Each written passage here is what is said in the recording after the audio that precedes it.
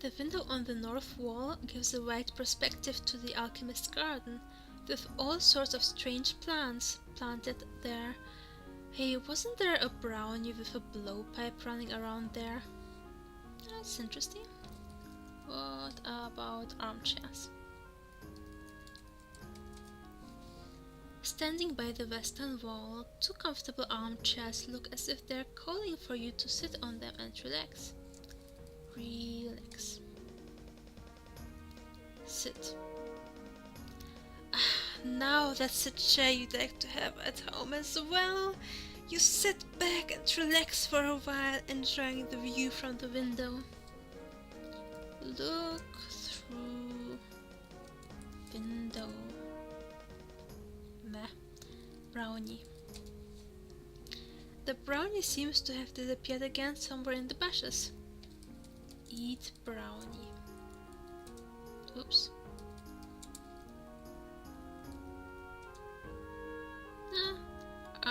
No, you cannot really consume that. Don't even try. Look at brownie. Talk to brownie. Call brownie.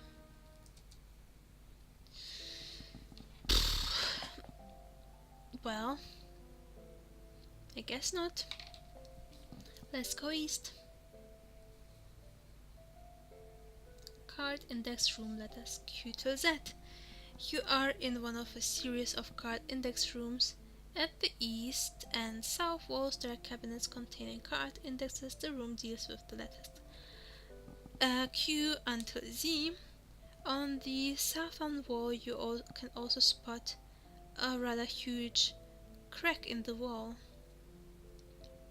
Okay. Interesting. Let's look at the cabinets first. We can probably not use them again. What about the crack? Well, this appears to be just a rather normal crack in the wall. Or isn't it? There seems to be something shimmering down there. Ah! Suddenly you see fire flaring up inside the crack as you try to take a close look. A fiery arm grabs you and pulls you into the crack to your doom. Just kidding, pal. You have a broad imagination, haven't you?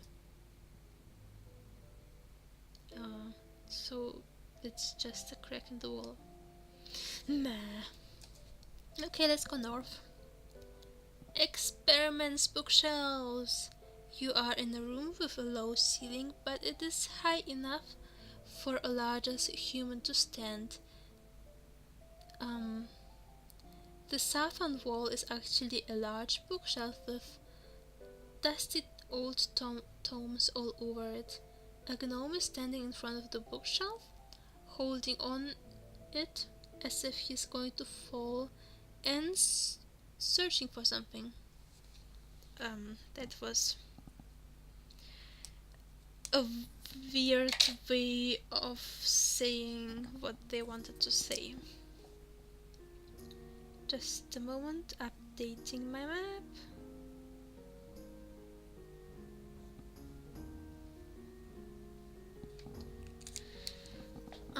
So that's the experiments bookshelves. Experiments bookshelves.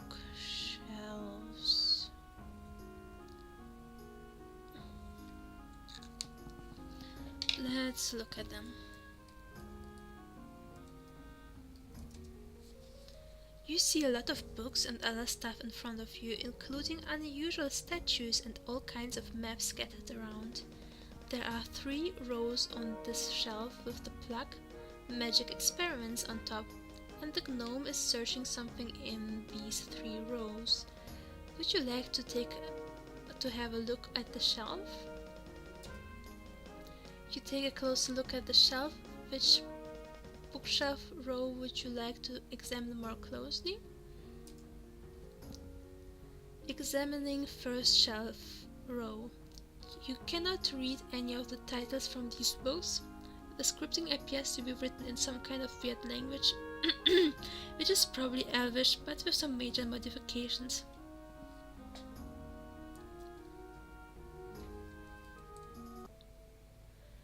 Now examine the second row. Some interesting titles here. How to make this, how to make that. In a special one-volume edition, also the True Gnomish Magic and the Gnome's World can be found on the shelf.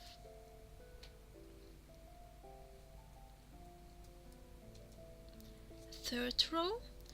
There are following books in this row: Magic for Lovers by Anisha Armcherry, Magicians in Love by Anisha Armcherry, Come Paradise by Anisha Armcherry. Aside from Armcherry books, there are as well Where Are You Mage by Gustan Highborn, The Gnomish Cycle Wheel by Kitrek Clamglass, Incombobulation for Beginners by Gilbert Spellguided, and finally Starting Fire with Water Magic by unknown author. You doubt, however, that the latter author is actually called that way.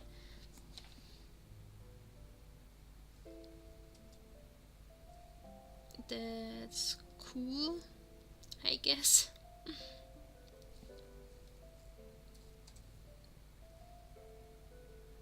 You decide to leave the shelf to the gnome, and now we will distract the gnome. The gnome is wearing a grey shirt with black pants, which are strapped with suspenders. His boots are a bit curved at the end and are brightly red, which cannot be said for the rest of his outfit, which is covered in dust and filth. It seems that the gnome doesn't even notice you. He pronounces strange words, probably reading the headlines of the tomes on the bookshelf. Where is he? Grey. It's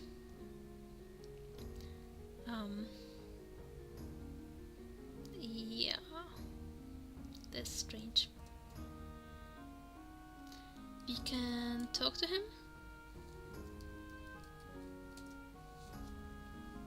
A short figure stands near the bookshelf and looks deeply into the rows of books in front of him. His grey eyes and elderly face give out the gnome's wisdom and knowledge of magic. You can say hello. Hello, you say. The gnome does not react at all, leaving his small face in a large dusty tome, which is probably magic in nature. Hello, you repeat a bit louder. What's with the yelling? The gnome suddenly wants to know. I may need glasses to read, but my ears work fine, thank you very much. He cuts you off. I'm just exploring this magnificent place. Sorry. I'm just exploring this magnificent place, you start.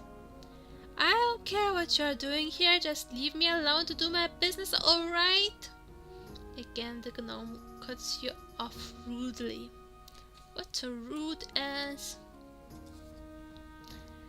Excuse me, but I would really want to know your name, you say politely. Actually, I'm also being rude because I don't leave him alone. Gilbert Spellguided. Are you happy now? Don't answer that just yet. By the Elementabulata, out of here so I can finally study in peace! He suddenly yells at you and continues to read from the shelf. Wait, I will write this down. That there is this person named